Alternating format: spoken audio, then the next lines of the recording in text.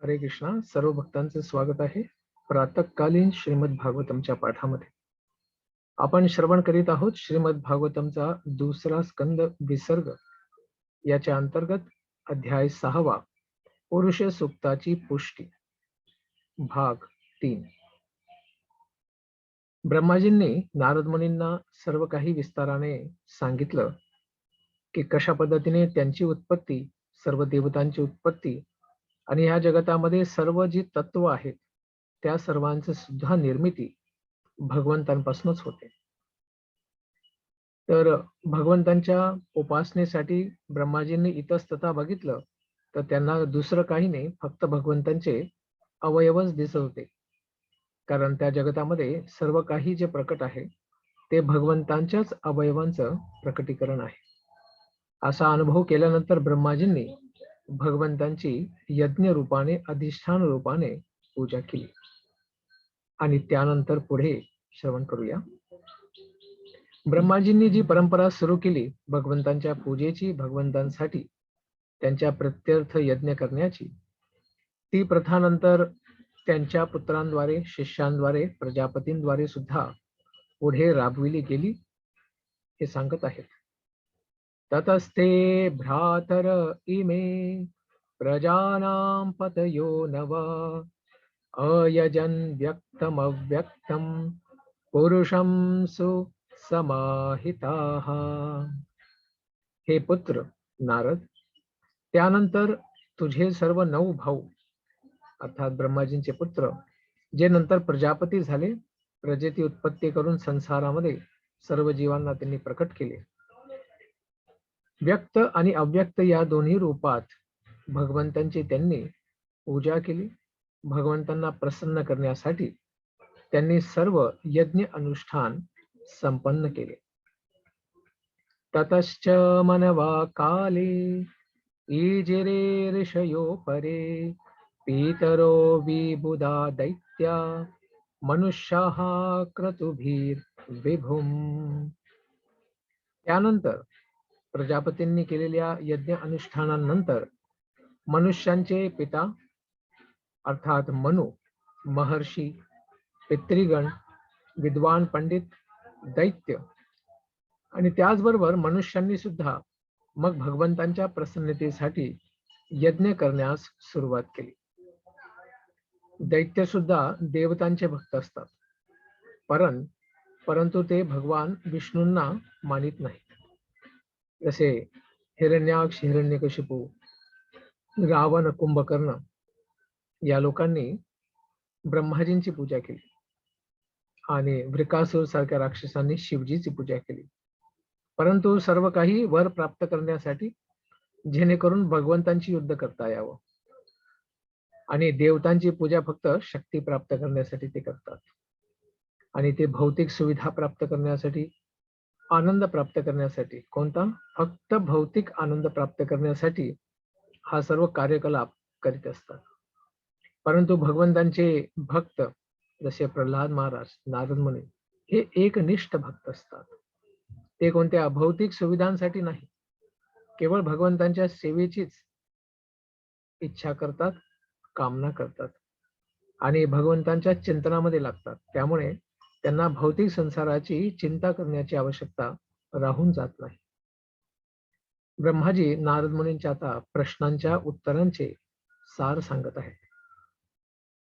नारायणे भगवती तदिदं विश्वमाहितं गृहीत मायोरुगणः गुणः सर्गादा गुण स्वतः. भगवंत नारायणच या जगताचे परम आश्रय आहेत. आणि ते कसे आहेत? अगुणः स्वतः. स्वतः ते अगुण आहेत, अर्थात गुणांच्या पलीकडे आहेत. गुणांमध्ये कधीही येत नाही, गुणांच्या पलीकडे नेहमी स्थित असतात. त्याचबरोबर सारे ब्रह्मांडाचे सर्व भौतिक अभिव्यक्तिया अर्थात जे प्रकटीकरण आहेत सर्व, त्यांच्या शक्तिशाली भौतिक शक्तींमध्येच सर्व स्थित आहेत. आणि त्या शक्तींना ते भगवंत स्वतः या जगतामध्ये याचं पालन करण्यासाठी स्वीकार करतात. जरी ते भौतिक गुणांच्या कधीही लिप्त होत नाही, बहुतेक गुणांनी कधीही बाधित होत नाही किंवा बहुतेक गुणांचा त्यांना कधीही स्पर्श होत नाही. मग तो सत्व असेल, रजस असेल किंवा तमस गुण असेल. तर आपण आणि शिवजी कोणाच्या शक्तीने कार्य करतात असं जर ब्रह्माजींना विचारलं तर ब्रह्माजी उत्तर देत आहेत. सृजामि तन्नियुक्तोऽहं हरो हरति तद्वशः विश्वं पुरुषरूपेण परिपाती त्रिशक्तिधृक्. भगवंतांच्या परम इच्छेद्वारेच ब्रह्माजी सांगताय की मी सृजन कार्य, निर्मितीचं कार्य करीत असतो आणि शिवजी विनाशाचं कार्य करीत असतात. आणि भगवंत स्वतः आपल्या नित्य भगवान रूपाद्वारे सर्व जीवांचं पालन करीत असतात. तर सृष्टी, पालन आणि संहार हे तिन्ही कार्य अशा पद्धतीने वाटलेले आहेत. परंतु भगवंत स्वतः सर्व तिन्ही शक्तींचे शक्तिमान असे नियामक आणि नियंत्रक आहेत. त्यामुळे गीतेतही सांगितलंय, वासुदेवा सर्वमिती स महात्मा सुदुर्लभा. वासुदेव भगवंतच सर्व काही आहेत, नियंत्रक आहेत, हे समजणे अत्यंत दुर्लभ आहे महात्मा लोकांसाठी सुद्धा. असा महात्मा सुदुर्लभ आहे. आणि वेदांमध्येही सांगितलेलं आहे, वासुदेवात परो ब्रह्मन न चान्योर्थोस्ति तत्वतः. भगवंत वासुदेव यांच्यापेक्षा श्रेष्ठ सत्य दुसरे काहीही नाही आहे. आणि भगवद्गीतेत पण भगवंत श्रीकृष्ण स्वतः याची पुष्टी करतात. मत्तः परतरम नान्यत. अर्थात भगवंत श्रीकृष्णांपेक्षा श्रेष्ठ असं दुसरं काही तत्व कुठेही नाही. त्यामुळे भगवंत हे अतिशय नियंत्रक आहेत आणि बाकीचे सर्व काही सापेक्ष नियंत्रक आहेत. अर्थात त्यांच्या हातामध्ये नियंत्रण फक्त भगवंतांनी दिलंय तेवढंच नियंत्रण आहे, त्यापेक्षा जास्त नाही. तर मग कार्य आणि कारण जे ह्या जगतामध्ये आणि आध्यात्मिक जगतातही जे आढळतं त्याचे आश्रयस्थान कोण आहेत? इति ते विहितं तात यथेदम अनुपृच्छसि नान्यत भगवता किंचित भाव्यम सदसदात्मकम.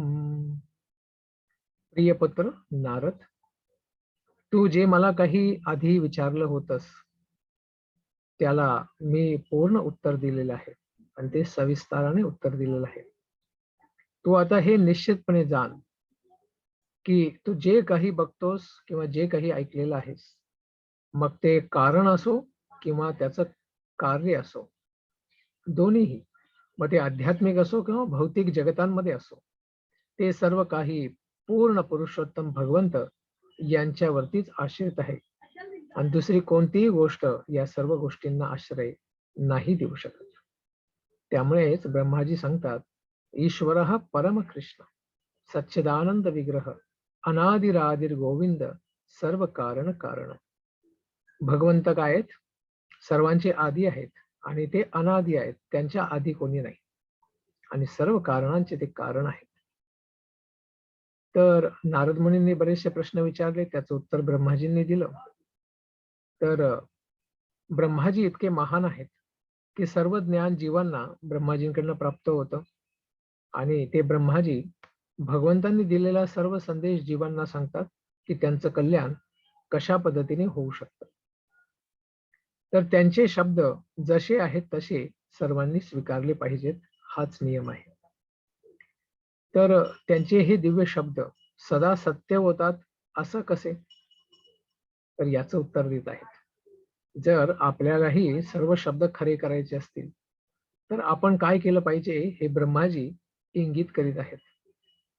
न भारती मेंग मृषोपलक्षते न वै क्वचिन्मे मनसो मृषागतिः न मे ऋषिकानि पतन्त्य सत्पते यन्मे हृदौत्कण्ठ्यवता धृतो हरिः. हे नारद, कारण मी भगवंत श्रीहरी यांच्या चरण कमलांना अत्यंत उत्कट भावाने धारण केलेलं आहे, पकडून ठेवलेलं आहे. त्यांच्या चरणाशी मी शरणागत आहे त्यामुळे मी काही जे बोलत असतो ते कधी असत्य होत नाही. ते सर्वथा सत्य म्हणूनच या जगतामध्ये प्रकट होतं. आणि माझ्या मनाची जी प्रगती आहे ती कधीही अवरुद्ध होत नाही, थांबत नाही. माझं मन कधीही विचलित होत नाही, कारण ते सदा सर्वदा भगवंतांच्या चरण कमलांवरती आश्रित आहे. आणि न माझी इंद्रिया कधीही भौतिक पदार्थ किंवा माया जगतातले जे कार्यकलाप आहेत त्यांच्या प्रती कधीही क्षणासाठी, एक क्षणासाठी सुद्धा आसक्त होऊन पतित होत नाही, बाध्य होत नाही, भौतिक होत नाही. तर ब्रह्माजींचे वचन सुद्धा अच्युतच मानले पाहिजे, जे कधीही पतित होत नाही, कारण ते अच्युत भगवंतांच्या चरण कमलांवरतीच सदा सर्वदा आश्रित असतात. त्यामुळे भगवंतही गीतेमध्ये म्हणतात, कौंतेय प्रतिजानीहि न मे भक्ता प्रणश्यती. हे कौंतेय अर्थात कुंतीचा पुत्र अर्जुन, तू हे व्यवस्थित जाणलं पाहिजे की माझ्या भक्ताचा कधीही नाश होत नाही. पण त्यासाठी आवश्यक आहे की आपण भक्त झालं पाहिजे आधी, मग आपला हा नाश होणार नाही आणि भगवंत आपल्याला सदा सर्वदा वाचवतील.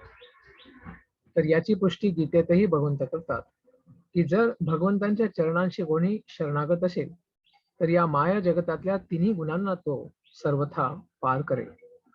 मां च यो अव्यभिचारेण भक्तियोगेन स सेवते सगुणान् समतीत्यैतान् ब्रह्मभूयाय कल्पते.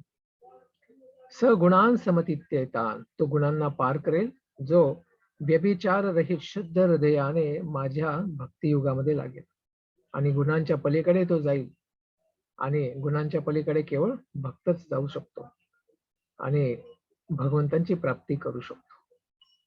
तर नारद मुनी म्हणतात की आपल्यात इतके दिव्य गुण, महान गुण प्रकट आहेत, तर काय आपण भगवंतांना पूर्णपणे समजू शकतात? ब्रह्माजींना विचारताय.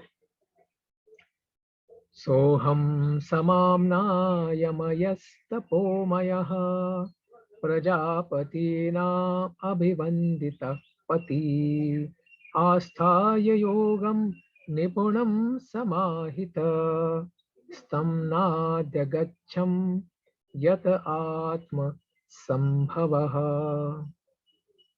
जरी मी वैदिक ज्ञानामध्ये गुरु शिष्य परंपरेमध्ये दक्ष अत्यंत ब्रह्मा म्हणून फार विख्यात आहे, प्रसिद्ध आहे, भगवंतांचा पहिला पुत्र आणि पहिला शिष्य म्हणून, तरीही मी जेवढी पण तपस्या केलेली आहे किंवा योग शक्ती प्राप्त केलेल्या आहेत, आत्मसाक्षात्कारामध्ये मी पटू आहे, निपुण आहे, तरीही मला सादर प्रणाम करणारे सर्व जे जीव आहेत, महान प्रजापती आहेत, अशा पद्धतीनेच मला काय त्या रूपामध्ये मानत आहेत.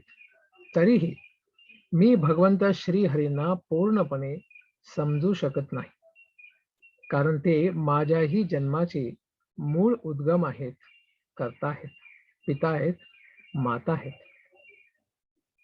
त्यामुळे भगवंतांना जर ब्रह्माजी अर्थात त्यांचे पहिले पुत्र आणि शिष्य जर समजू शकत नाही, तर बाकीचे तथाकथित तार्किक बुद्धी ठेवणारे, फक्त तर्क करणारे किंवा मनोभ्रमाने फक्त आध्यात्मिक चिंतन करण्याचा ढोंग करणारे लोक भगवंतांना कसे समजू शकतात? तर भगवंतांना तत्वतः समजणं अत्यंत दुर्लभ आहे. तर तथाकथित वेदांतवादी जर भक्तीचा सिद्धांत स्वीकारणार नाही तर ते भगवंतांना कधीही समजू शकत नाही. तर जेवढी भक्ती आहे तेवढं तर आपण भगवंतांना समजू शकतो. ब्रह्मसंहितेतही सांगितलेलं आहे, वेदेषु दुर्लभम, की वेदांचा कितीही अभ्यास केला तरीही भगवंतांना समजणं अत्यंत दुर्लभ आहे. परंतु तेच भगवंत ब्रह्माजी सांगताय, अदुर्लभम आत्मभक्तो, त्यांच्या स्वतःच्या भक्तांसाठी ते काय आहेत? अदुर्लभम अर्थात सहज सुलभ आहेत, कारण ते आपल्या भक्तांवरती अत्यंत प्रसन्न असतात. तर नारद मुनी विचारतात की का तुम्ही भगवंतांना पूर्ण समजू का नाही शकत? नतोऽस्म्यहं तच्चरणं समीयुषां भवश्चिदं स्वस्त्ययनं सुमंगलम् यो यात्ममाया विभवं स्म पर्यगात् यथा नभ स्वांतमथा परे कुतः. त्यामुळे माझ्यासाठी श्रेयस्कर दीर्घगामी चांगला परिणाम देण्यासाठी हीच गोष्ट चांगली आहे की मी त्याच भगवंतांच्या चरणांमध्ये आत्मसमर्पण केलं पाहिजे आणि आत्मसमर्पितच राहिलं पाहिजे. कारण केवळ भगवंतच एकमात्र आहेत जे मनुष्याला जन्म मृत्यूच्या चक्रातनं सर्वथा पार करण्याची कृपा करू शकतात. असं आत्मसमर्पण अत्यंत कल्याणप्रद आहे. जीवांसाठी सर्वात कल्याणकारी वस्तू म्हणजे भगवंतांच्या चरणांवरती समर्पित होणे आणि यापासून व्यक्ती समस्त सुखाची अनुभव प्राप्त करू शकतो. आकाश सुद्धा आपल्या विस्ताराची सीमा स्वतः जाणू शकत नाही. त्याच पद्धतीने भगवंत स्वतः आपला जो दिव्य महिमा आहे त्या दिव्य महात्म्याची जी अनुमानता आहे त्यामध्ये स्वतः ते अक्षम राहतात. भगवंतांना स्वतः हे पूर्णपणे माहिती नाही की भगवंत किती महान आहेत, तर दुसरा जीव कसा जाणू शकतो हे ब्रह्माजी स्वतः नारद मुनींना सांगताय. कारण भगवंत आपल्या शक्तींद्वारे अनंत लीलांचा कार्यांचा विस्तार करतात. परास्य शक्तीर विविधैव श्रूयते स्वाभाविकी ज्ञान बलक्रियाच, असं श्वेतर उपनिषदात सांगितलेलं आहे. भगवंतांच्या विविध शक्तींद्वारे विविध जगतांचा विविध लीलांचा विस्तार होतो आणि जीव ही भगवंतांचीच तटस्था शक्ती आहे आणि त्या जीवांद्वारे खास करून त्यांच्या शुद्ध भक्तांद्वारे अनेक लीलांचा विस्तार हा केला जातो. त्यामुळे समस्त दुःखांचा अंत जर प्राप्त करायचा असेल तर भगवंतांच्या चरणांप्रती आत्मसमर्पण करणे अत्यंत आवश्यक आहे. जोपर्यंत भगवंत कोण आहेत माहिती नाही तोपर्यंत संशोधन चालू ठेवू शकतात, परंतु जेव्हा कळेल की भगवंत श्रीकृष्णच हे देवादिदेव आहेत त्यानंतर सर्व गोष्टींचा त्याग करून त्यांच्या चरणांप्रती आत्मसमर्पण करणे हेच बुद्धिमान व्यक्तीचं कर्तव्य आहे. मग याचा लाभ काय? भवश्छिदम, समस्त भौतिक कष्टांपासून आपल्याला मुक्ती प्राप्त होईल. त्यानंतर स्वस्थयनम, समस्त सुखाची अनुभूती अर्थात अनुभव प्राप्त होईल आणि सुमंगलम, समस्त कल्याण हे सुद्धा प्राप्त होईल. त्यामुळे जर भगवंतांच्या चरणांमध्ये आपण शरणागत झालो तर आपल्याला आणखी सुखाची कल्पना नसेल त्याच्या पलीकडचं सुख प्राप्त होऊ शकतं. मग आपल्याला सुख शोधण्याची आवश्यकता राहून जाणार नाही. कारण भगवंतच काय आहेत? आनंद घन आहेत. त्यांच्या संपर्कात जो पण जीवेल तो सुद्धा आनंदमय होऊन जाईल. अशा अमर्याद भगवंतांचे आपण किती गुणगान करू शकतो याचं उत्तर देत आहेत. नाहम न यूयम यदृताम गतिम विदुर न वामदेवा किमुता परे सुरः त्वन्मायया मोहितबुद्ध्ययस्त्विदं विनिर्मितं चात्म समं विचक्ष्महे. जेव्हा शिवजी पण नाही, तू स्वतः नारद तू पण नाही आणि मीही आध्यात्मिक आनंदाची जी परिसीमा आहे तिच्यापर्यंत जाऊ शकणे, तर बाकीच्या देवता, सामान्य मनुष्य जीव आणि दैत्य दानव असुर यांच्याबद्दल तर काय सांगावं. कारण सर्व काही भगवंतांच्याच माया शक्तीद्वारे मोहित झालेले आहेत या जगतामध्ये जे त्रिगुणात्मक आहे. त्यामुळे आपण आपल्या केवळ सामर्थ्यानुसार बुद्धीनुसार यथादिया यथामती आपण आपल्या सामर्थ्यानुसार या व्यक्त विश्वाला बघू शकतो, समजू शकतो. त्याच्या पलीकडे आपणही समजू शकत नाही.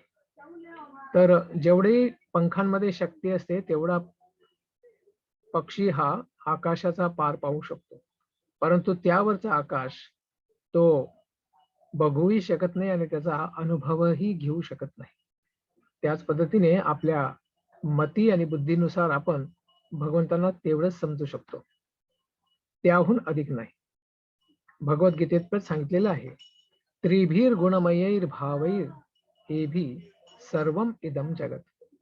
सर्व जीव ब्रह्माजींपासून तर छोट्यातल्या छोट्या मुंगीपर्यंत सर्व प्रकृतीच्या 3 गुणांद्वारे मोहित झालेले आहेत. तर कोणी सत्वगुणांनी देवता, रजोगुणांनी मनुष्य आणि तमोगुणांनी राक्षस दैत्य हे मोहित झालेले आपल्याला दिसतात. परंतु भगवंत कधीही या गोष्टींनी मोहित होत नाही. मोहितम नाभिजानाति मामेभ्य परमव्ययम. या जगतात मोहित झालेले लोक भगवंतांना परम म्हणून जाणत नाहीत. कारण ते काय असतात? दिग्मूढ झालेले आहेत माया शक्तीच्या प्रभावामध्ये. जेव्हा व्यक्ती भक्ती करतो, जी गुणातीत आहे, गुणांच्या पलीकडे आहे, तेव्हाच गुणातीत भगवंतांना ते प्रसन्न करू शकतात. आणि त्यांना प्रसन्न केल्याने जीव स्वतः गुणातीत होतो, गुणांच्या पलीकडे पार होऊ शकतो.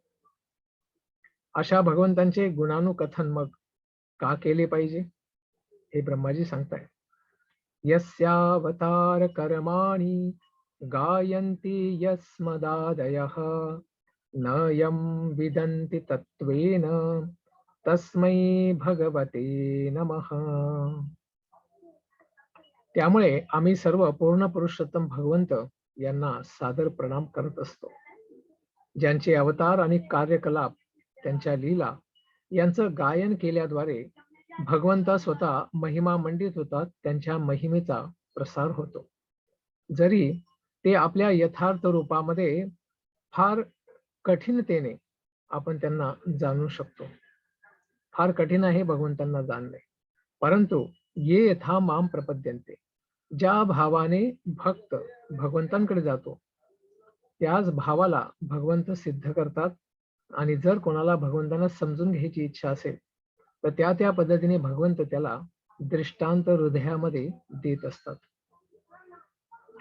तर भक्तीचा महिमा सांगत आहे, भागवत मध्ये पण आपण श्रवण केलेला आहे. तच्छ्रद्धाना मुनयो ज्ञान वैराग्य युक्तया पश्यन्त्यात्मनि चात्मानं भक्त्या श्रुत गृहीतया.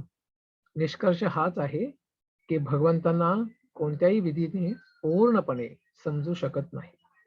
परंतु श्रवण, कीर्तन, स्मरण आदी जी भक्तीचे विविध अंग आहे, यांच्याद्वारे जेवढं ते भजन सिद्ध होईल तेवढ्या अंशतः आपण भगवंतांना अनुभव करू शकतो. असं नाही की भगवंत आपण अनुभव करू शकत नाही, करू शकतो. जेवढा भक्तिभाव आहे तेवढा अनुभव करू शकतो, पूर्ण अनुभव नाही करू शकत.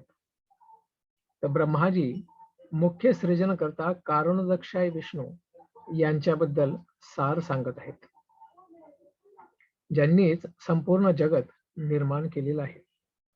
ते आदी पुरुष आहेत या जगतामध्ये आणि भगवंतांचे पहिले अवतार आहेत महाविष्णू रूपात. त्यांचे दिव्य कार्य सांगत आहे. स एष आद्य पुरुषः कल्पे कल्पे सृजत्यजः आत्मात्मन्यात्मनात्मानं स संयच्छति पाति च. ते परमपुरुष आदी श्रीकृष्ण भगवंत आपले प्रथम अवतार या जगतामध्ये महाविष्णू अर्थात कारणदक्षाय विष्णू या रूपामध्ये विस्तार करतात आणि त्यांच्याद्वारे व्यक्त जगत, जे प्रकट जगत आहे, त्याची सृष्टी करतात. जरीही ते स्वतः काय आहेत? अजन्म आहेत, त्यांचा कधी जन्म होत नाही, तरीही ते या जगतामध्ये प्रकट होऊन सृष्टीची उत्पत्ती करतात. भौतिक पदार्थ, भौतिक वस्तू आणि त्यांची अभिव्यक्ती, वेगवेगळे स्थित्यंतर यांनाही प्रकट करतात. ते काही काळपर्यंत त्याचं पालन करतात आणि मग परत आपल्या उदरामध्ये सर्व गोष्टींना समाहित करतात, सर्व जीवांसहित. त्यामुळे सांगतात भगवंत, मया ततम इदम सर्वम जगत अव्यक्त मूर्तीना. माझ्याचद्वारे संपूर्ण जगत काय व्यक्त आहे, परंतु मी ह्या जगतामध्ये अव्यक्त रूपामध्ये व्याप्त आहे. तर भगवंतांना बघणं फार कठीण आहे. आपल्या सर्व शक्तींद्वारे त्यांनी हे जग प्रकट केलेलं आहे. याची ब्रह्मसंहितेमध्ये पण पुष्टी केलेली आहे. यह कारणार्णवजले भजति स्म योग निद्रामनंत जगदन्ध सरोमकूप आधार शक्तिमवलंब्य परां स्वमूर्तिं गोविंदमादिपुरुषं तमहं भजामि. मी आदिपुरुष भगवंतांना नमस्कार करतो असं ब्रह्माजी म्हणतायत, जे आपले पूर्णांश महाविष्णू या प्रथम अवताराद्वारे कारणार्णव जलामध्ये काय करतात, शयन करतात. आणि त्यांच्या दिव्य शरीरातल्या रोमछिद्रांद्वारे ते काय करतात, ब्रह्मांडांना उत्पन्न करतात. आणि जे शाश्वत योगनिद्रा त्यांनी ग्रहण केलेली आहे, अशा महाविष्णूंना, जे त्यांचे उत्तम कारण आहेत श्रीकृष्ण, यांच्या चरणांप्रती ब्रह्माजी नमस्कार करतात. अशा सर्व जीवांना प्रकट करतात. आणि त्यानंतर असे दिव्य भगवंत त्यांचे गुण कोण आणि केव्हापर्यंत जाणू शकतो, याचंही ब्रह्माजी उत्तर देतात. विशुद्धम केवलम ज्ञानम प्रत्यक् सम्यगवस्थितम सत्यम पूर्णमनाद्यंतम निर्गुणम नित्यमद्वयम ऋषे विदन्ति मुनयः प्रशान्तात्मेन्द्रियाशयः यदा तदेवा सत्यः तिरोधीयेत विप्लुतम. भगवंत सर्वात पवित्र आहेत. सर्व पवित्र गोष्टी त्यांच्यापासूनच प्रकट आहेत. आणि भौतिक क्लेश, दुःख, संताप यांपासनं सर्वथा ते रहित आहेत, सर्वथा मुक्त आहेत. ते परमसत्य आहेत आणि संपूर्ण ज्ञान मूर्ती आहे. ते सर्वव्यापी आहेत, अनादि आहेत, अनंत आहेत आणि अद्वय आहेत. भगवंत एकच आहेत, दोन नाही आहेत. हे नारद, मोठे मोठे ऋषी, मोठे मोठे मुनी हे पण त्यांना जाणू शकतात, जे त्यांच्या चरणांवरती शरणागत आहे. परंतु जेव्हा ते समस्त भौतिक इच्छा, लालसा या सर्व गोष्टींपासून मुक्त होऊन जातात आणि आपल्या अविचलित इंद्रियांद्वारे भगवंतांच्या चरणांवरती सर्वथा शरण ग्रहण करतात, तेव्हाच ते भगवंतांना समजू शकतात, जाणू शकतात. अन्यथा व्यर्थचा तर्क करणारे, मूर्ख तर्क करणे, याच्यापासून मन आणि बुद्धी फक्त काय, विकृत होते. आणि ती विकृत बुद्धी मग भगवंतांच्या दृष्टी पथलात येत नाही आणि भगवंतांची कृपा प्राप्त करू शकत नाही. आणि ते भगवंत अशा विकृत मनोवृत्तीच्या व्यक्तीकडे आपला कारुण्य कटाक्ष टाकत नाही. अर्थात ते आपल्या दृष्टीला काय होतात, ओझल होतात, आपल्या दृष्टीपथात कधीही येत नाहीत. त्यामुळे भगवंतांना जर सर्वथा जाणायचं असेल तर एक मात्र पर्याय आहे, भगवंतांच्या चरणांवरती समर्पित होणे. कारण जोपर्यंत व्यक्ती निष्पाप होण्याची इच्छा ठेवत नाही, तोपर्यंत भजनातही सुदृढ होऊ शकत नाही. आणि जेव्हा तो भजनाद्वारे निष्पाप आणि शुद्ध होतो, अमल आत्मनाम होतो, त्यानंतर तो भगवंतांची शुद्ध भक्ती हीच परमसाधन म्हणून कधीही त्यागत नाही. भक्तीमध्ये सदा सर्वदा लागून राहतो, ज्याची पुष्टी पण भगवद्गीतेत केलेली आहे. येषां त्वन्तगतं पापं जनानां पुण्यकर्मणां ते द्वन्द्वमोह निर्मुक्ता भजन्ते माम दृढव्रताः. जे भगवंतांच्या भक्तीमध्ये निस्सीम भावाने लागतात, तेच या जगतातल्या द्वंद्वांना, मोहाला पार करतात. असे पुण्यजनच भगवंतांच्या दिव्य भक्तीमध्ये दृढव्रत असतात. तर ह्या जगतात भगवंतांचे पहिले अवतार कोण आहेत, याची पुन्हा पुष्टी करतात. आद्योऽवतार पुरुष परस्य काल स्वभावः सदसन्मनश्च द्रव्यं विकारो गुण इंद्रियाणि विराट स्वराट स्थास्नु चरिष्णु भूम्नः. कारणार्णवशाही विष्णू अर्थात महाविष्णू हेच भगवंतांचे ह्या जगतातले प्रथम पुरुष अवतार आहेत. त्यानंतर गर्भोदक्षाय विष्णू आणि त्यानंतर क्षीरोदक्षाय विष्णू असे 3 अवतार आहेत. ते महाविष्णूस नित्यकाल, आकाश, कार्यकारण, मन, तत्व, भौतिक अहंकार, प्रकृतीचे 3 गुण इंद्रिया, भगवंतांचे विराट रूप, गर्भोदक्षाय विष्णू आणि समस्त चर आणि अचर या सर्व जीवांचे नित्य स्वामी आहेत.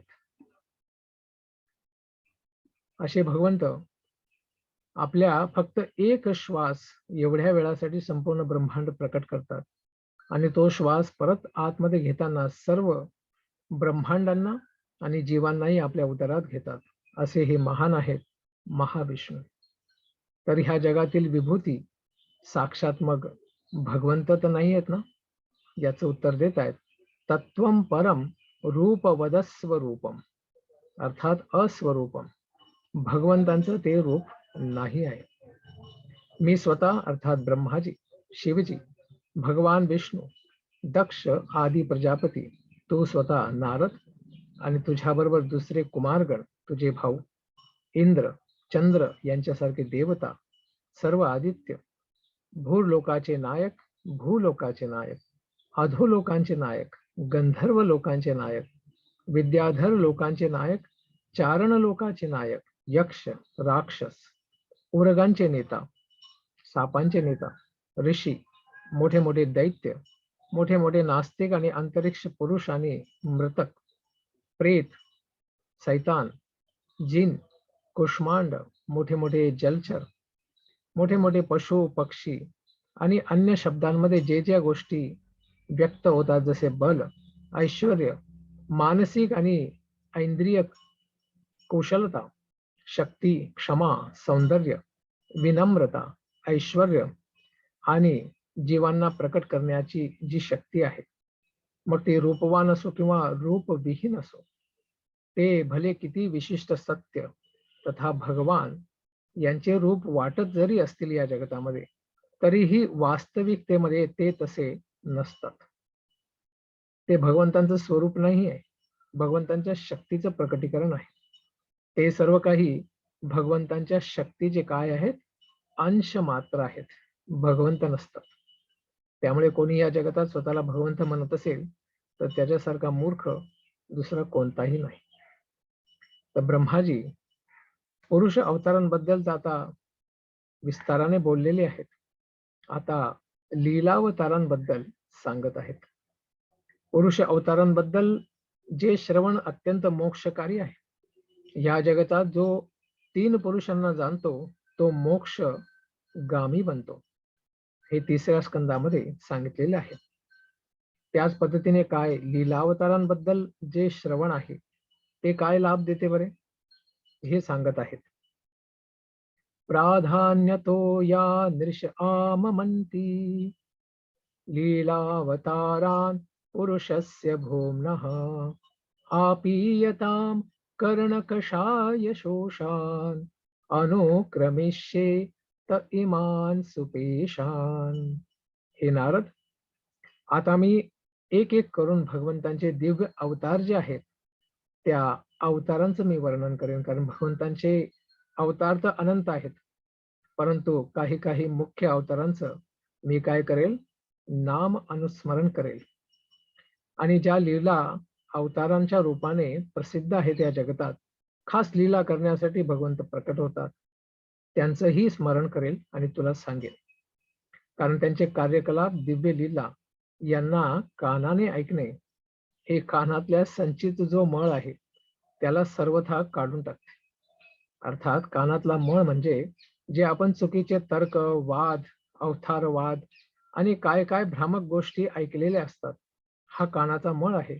हा कानाचा मळ सर्वथा दूर होतो आणि मग आपण परम सत्य फार छान पद्धतीने श्रवण करू शकतो. कारण मळ निघून गेल्यावरच आवाज एकदम स्पष्ट आणि मोठा यायला लागतो. आणि ह्या लीला इतक्या सुंदर आहेत, मधुर आहेत, आस्वाद्य आहेत की स्वादू स्वादू पदे पदे प्रत्येक क्षणामध्ये यांना श्रवण करण्यामध्ये दिव्य आनंद येत असतो. त्यामुळे हा दुसरा परिणाम आहे या श्रवणाचा. आणि त्याचा तिसरा परिणाम हेच भगवंत माझ्या हृदयामध्ये मी सदैव त्यांच्या लीला कथांना जपून ठेवत असतो आणि त्यांच्यावरतीच नित्य ध्यान, धारणा आणि समाधी लावित असतो. त्यामुळे मला ह्या जगतातल्या समस्यांनी मी बाधित होत नाही, विचलित होत नाही आणि माझं मन सदा सर्वदा भगवंतांच्या चरणांमध्येच तल्लीन राहते.